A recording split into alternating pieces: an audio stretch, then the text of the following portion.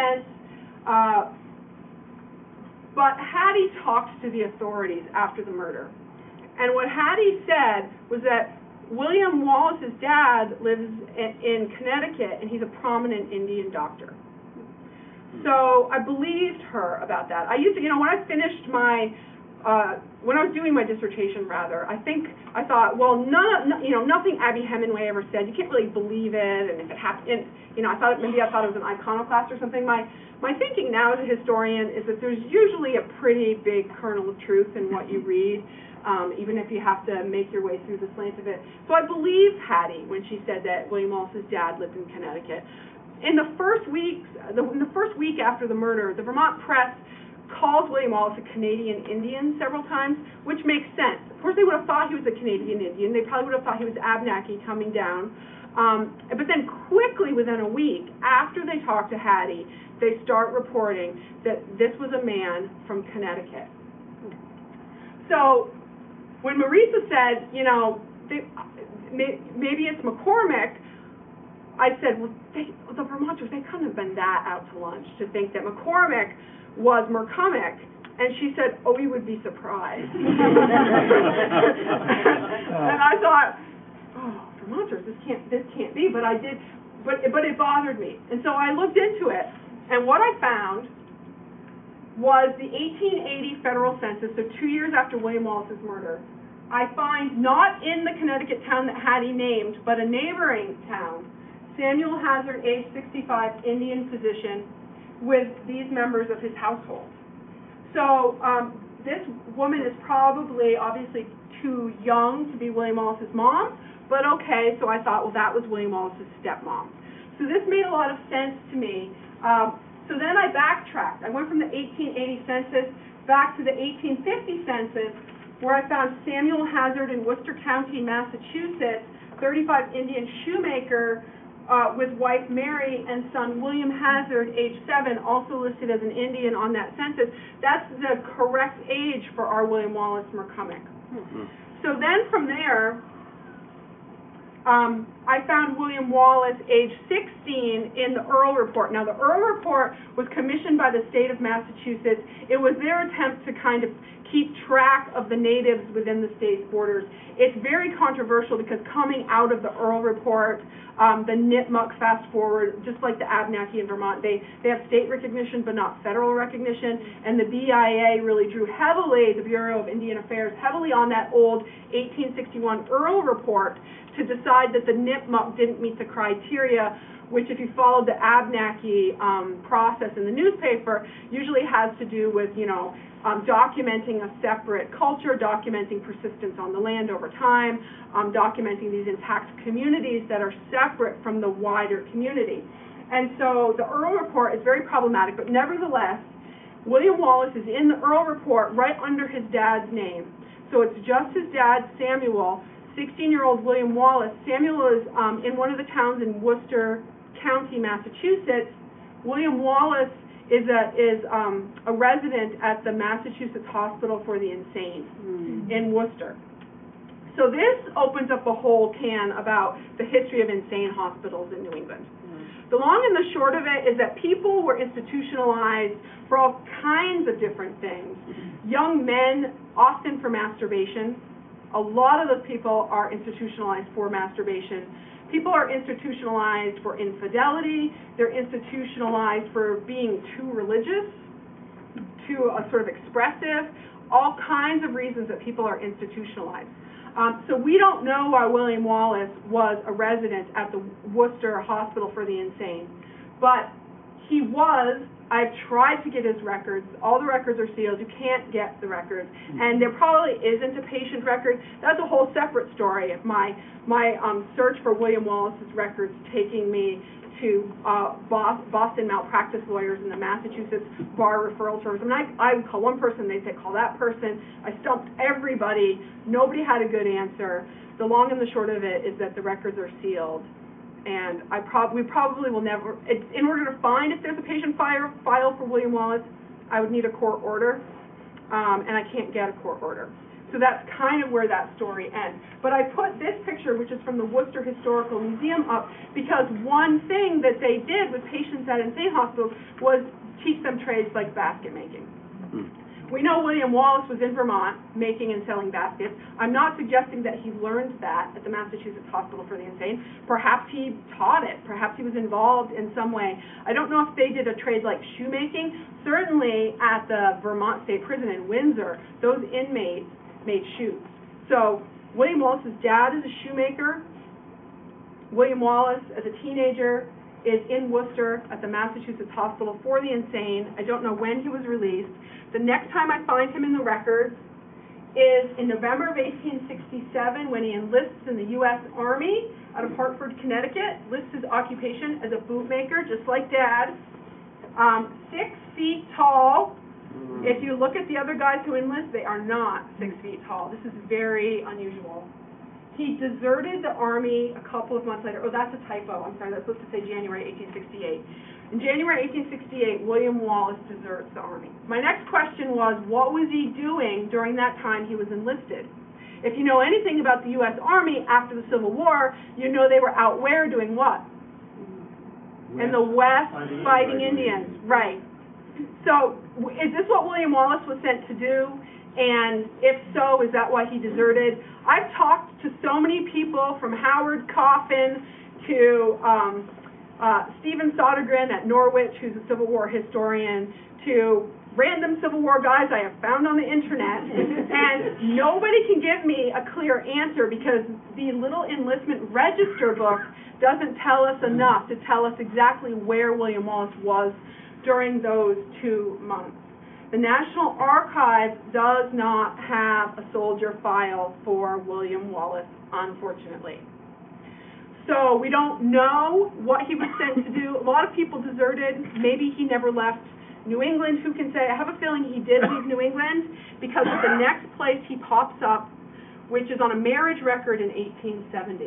In 1870, he's back in Massachusetts marrying a woman named Catherine Franklin Hamilton.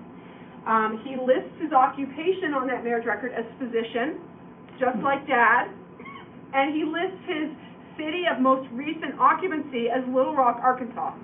Wow. So what's William Wallace doing in Little Rock? I don't know.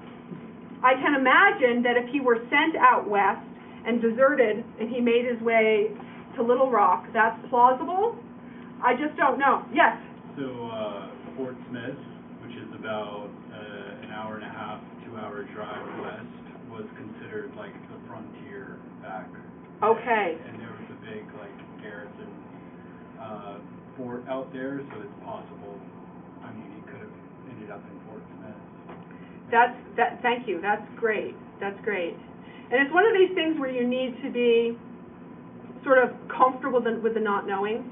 You kind of have to be okay straddling, could have been this, it could have been that, which a lot of historians, much more skilled than I am, who work with populations who didn't leave records, will tell you. You know, Annette Gordon-Reed is one I really love, who has written about Thomas Jefferson and Sally Heming, and she has said, you get to the point where you want to know exactly, but you just can't, and you just don't know, and so you have to kind of be okay with that. But in any case, I'm very interested in Catherine. Catherine Franklin Hamilton is listed on the 1860 census as black. That's very common for the Nipmuc because whereas the Abenaki intermarried with French Canadians, the Nipmuc and the Narragansett and some of those tribes tended to intermarry with former slaves. So that's, and also you have to take the census enumerator as the one who gets to choose, I'm just going to put a B next to your name. So in any case, Catherine Franklin Hamilton is married to a man 10 years earlier in 1860 census. They have several children. And I don't know what happened because he's still alive. And then she marries, in October of 1870, she marries William Wallace. And on the 1860 census with her former husband, what's her occupation? Basket maker. She's a basket maker. Again, so very much she was probably indigenous.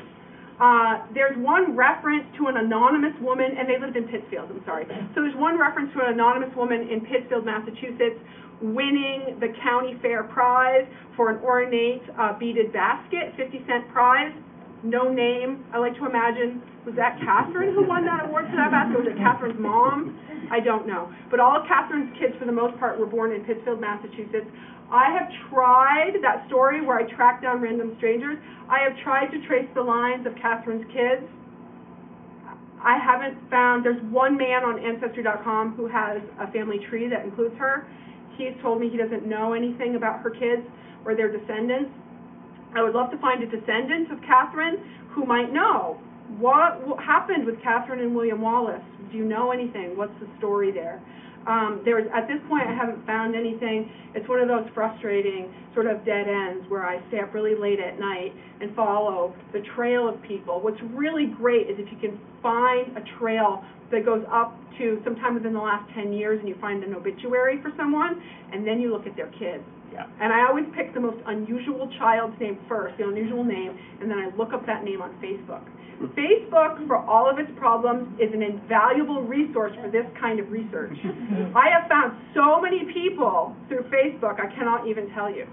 But I have not found anybody who comes from Catherine Franklin Hamilton, unfortunately.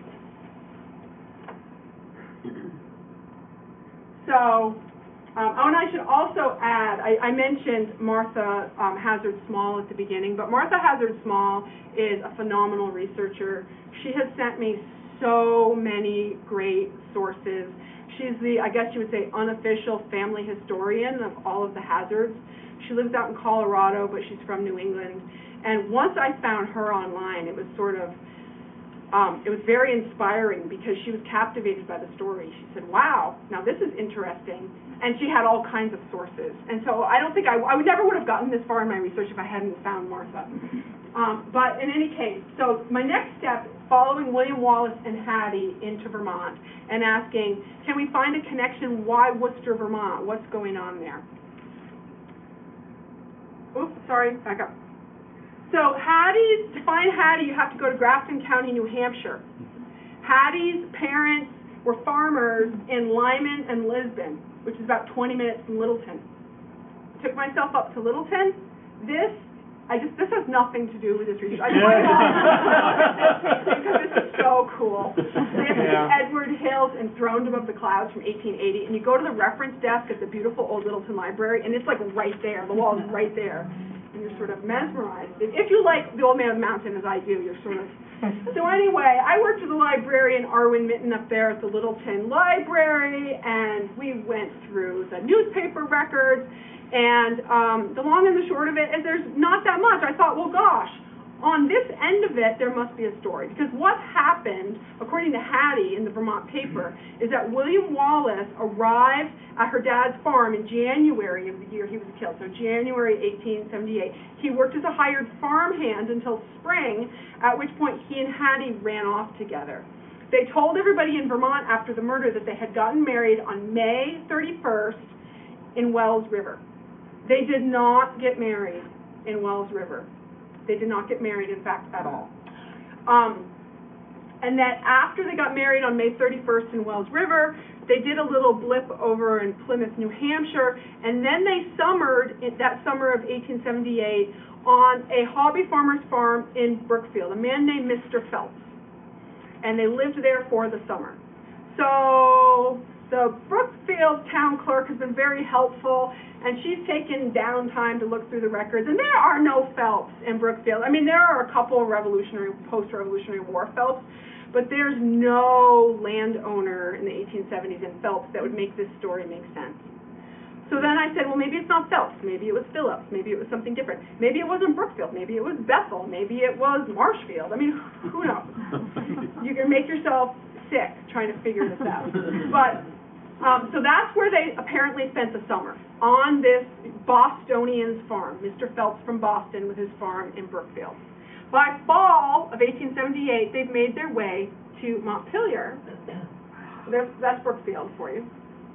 They've made their way by fall to Montpelier, where after the murder, the newspaper says, Well, anyone who frequented the Vermont legislature knows William Wallace because he was outside the legislature selling his baskets all during the recent legislature. Now, if you ask Marisa to tell you when the legislature met, I think it was Sally who pulled out those records for me that day, October and November of 1878. So this is right before he's killed. He's in Montpelier selling baskets. This is just one picture of a Nipmuc-style basket. They tended to have sort of stamped ornamental detail like that on them. But here's the thing. If he came to Vermont with just his gun, his dog, and his fiddle, where is he getting the raw materials to make the baskets unless he brought them with him? I think perhaps he's getting them from Mr. Phelps' land in Brookfield, which is really interesting because it suggests that these southern New England Nipmuc baskets are using Vermont natural resources. And it's just very, or maybe, up in the woods in East Elmore near the schoolhouse, he was getting supplies. So, by early December of 1878, he and Hattie have taken up residence in that schoolhouse in East Elmore. Questions include, how did he know about the schoolhouse? Had he ever been to the schoolhouse before? What's the connection? And I don't know. Hattie tells the authorities after the murder, and people in Worcester tell the authorities. They all know William Wallace when he shows up again in the fall of 1878 because he'd been to Worcester a couple of years before. He'd apparently been to Worcester, Vermont a couple of years before with a woman named Mary. And as William Wallace plays his fiddle in exchange for supper, some of the ladies of Worcester, Vermont become friendly with Hattie, and they say, gosh, Hattie, whatever happened to Mary? And Hattie says, well, William Wallace and Mary had an argument, and Mary went back to work as a cook in the lumber camp on the mountain in New Hampshire where she came from. So, my friend Ginger really wants to know who's Mary. I don't know how I'm going to find the identity of a Mary who worked in a lumber camp somewhere in New Hampshire. I mean, yeah. But that hasn't stopped me from asking some of my New Hampshire contacts about lumber camps, but nobody knows anything. So apparently there was this Mary, and Mary and William Wallace parted ways. So after Catherine Franklin, a woman named Mary, the way it's written, she went back to her home in New Hampshire, which suggests to me that when William Wallace arrived in January of '78 at Hattie's dad's farm, that was not his first time in New Hampshire. I don't know. And I've talked to the Nipmuc tribal chief and also Ray Gould, who's been very helpful. She's an anthropologist at UMass and a tribal official. And what I haven't asked them, though, is in an early 20th century history of Grafton County, New Hampshire, it says, well, all the Indians up here were Abenaki coming down from Canada. But the original, earlier tribe up here were the Nipmuc. And I don't know anything about that, and I was sort of taken aback when I saw that. And I'm not suggesting that William Wallace had a connection. This was much later in the 1870s when he's making his way to Grafton County. I don't know how he ended up in Grafton County. There were a lot of things going on with the Nipmuc tribe in Connecticut and Massachusetts in their homeland that involved disenfranchisement of their lands. After the Earl Report, there's a law passed in 1869 which resulted in the fracturing of the tribal reserves that had been set up, I believe, after King Philip's War. It allowed individual Nipmuc people to sell their land. This happened all over the country with tribal people at different times in American history. And the long and the short of it is that the tribe tends to lose their reserve and they become even more economically impoverished. They also had issues with white guardians who were appointed by the states to sort of oversee their finances. And so a lot of Nipmuc men who were sort of interior, not coastal, tended to work as laborers, and in fact a lot of them worked as shoemakers, and they traveled around to find work, which resulted in a lot of women-headed households. As you can imagine, I don't know specifically about New Hampshire and what that story might be and what that's all about, though.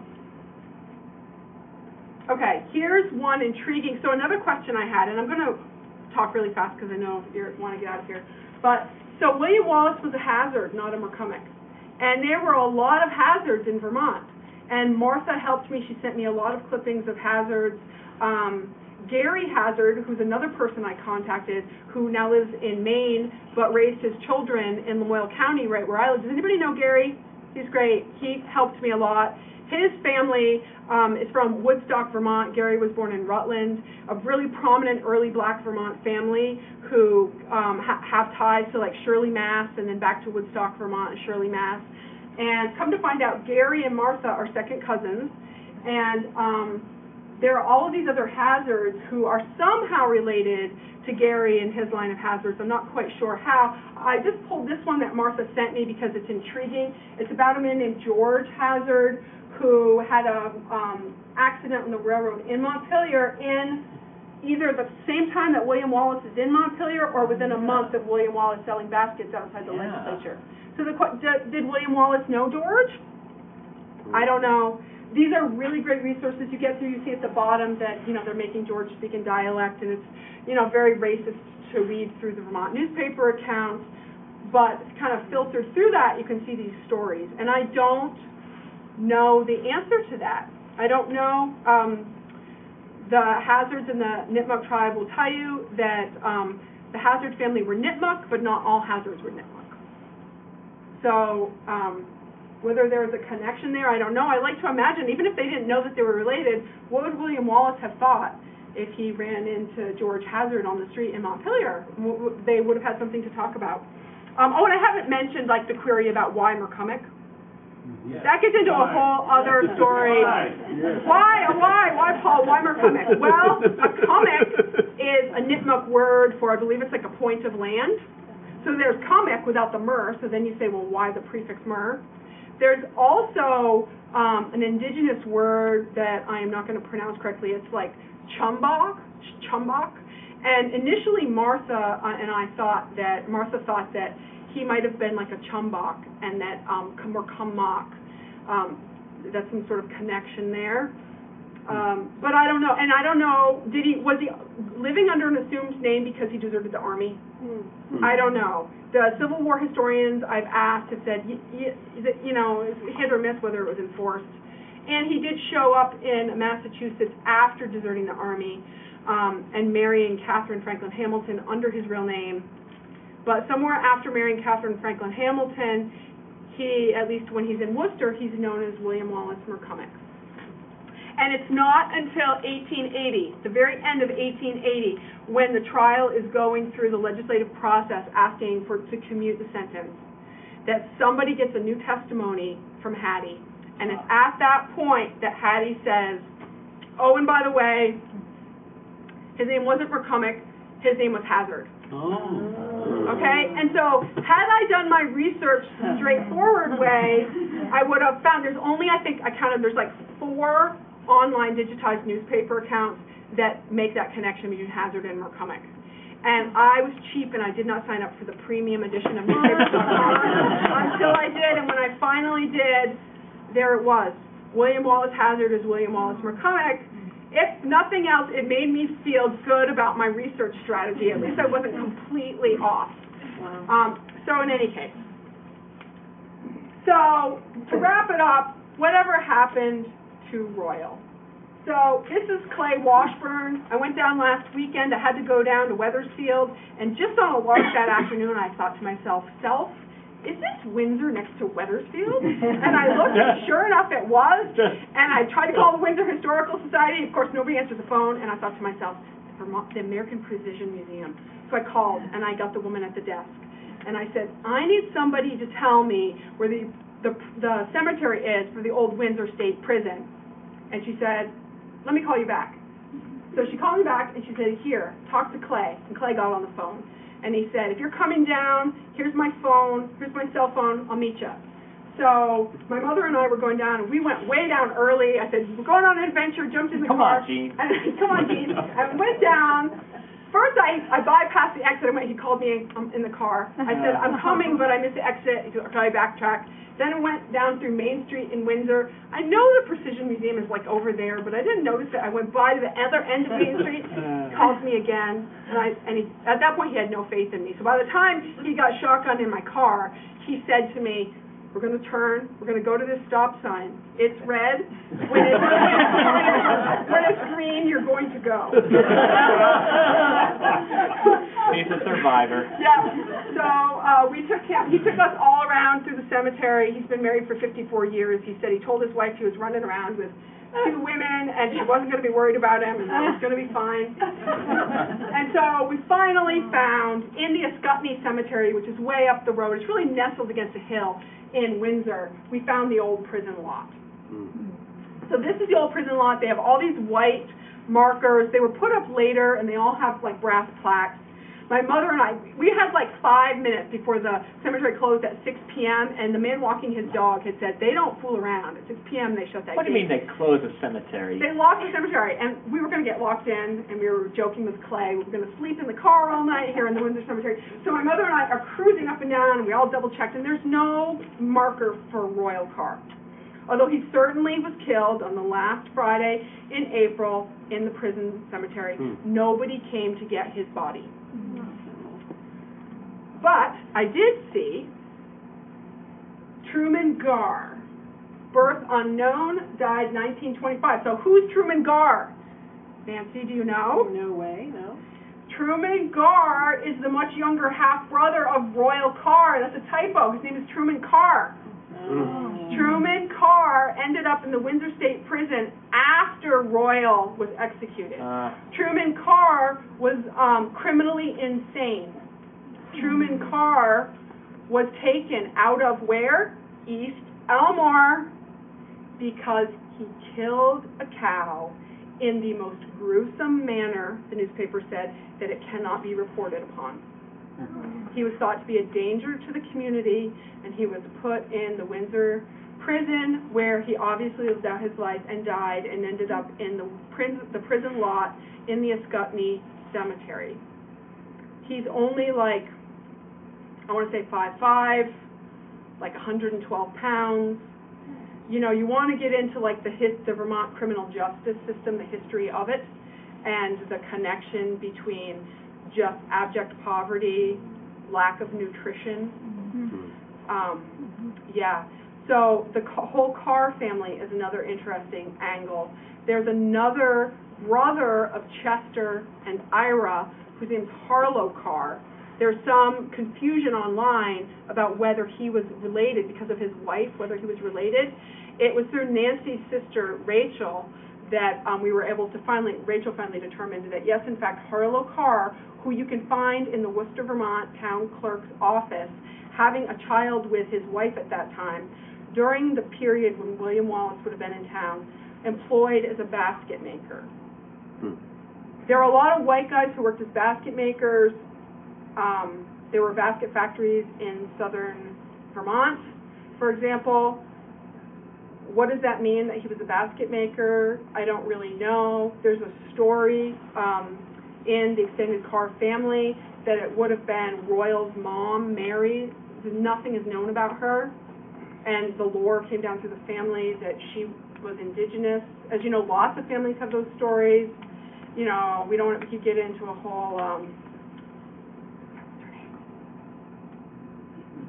Elizabeth Warren, yeah, we you know, get in a whole conversation about where those stories come from, not to say that they're not true or they are true, but if nothing else, the fact that one of those Carr brothers in Worcester at that time is a basket maker. William Wallace is a basket maker. He knows all the Carrs. How did he meet the Carrs in the first place? Did Mary, who went back to the logging camp, have a Worcester, Vermont connection, and did they go there and he met people? Did he meet somebody on the street in Montpelier who said, oh, I make baskets too, come out to Worcester and hang out? Who knows? There's absolutely no way of knowing. But to wrap it up, I'm putting these names up here because these are all lawyers, judges, people who went out to retrieve the body, people who questioned Mary. And if anybody in this audience tonight is related and has the letters of Horatio Templeton in their attic, or knows where else I could find information about these people, do tell me. I have done kind of a cursory search, an online catalog, looking them up at UVM, at VHS. Haven't found anything. I talked to Paul Gillies on the phone. He told me that the record is terrible for, you know, lawyers and judges, and, you know, good luck. I probably won't find anything. Burton Harris is, oh, I forgot to tell you one more thing. So the pieces of evidence, the frozen boot mark in the snow, and then Royal had asked Jed W. Carr, who was Cousin Ira's son, he was like 30 at that time, asked Jed W. Carr for some gun wad, you know, to put around the bullets. Jed W. Carr gave Cousin Royal a piece of newspaper. And you know, if you've been to the library, all those old newspapers had the subscriber's name in cursive up at the top. In the snow up at Hawkins Ledge, they find a piece of newspaper and they unroll it, and it's in two pieces, one piece here, one piece there. One says JW and one says Carr. Oh my God. It's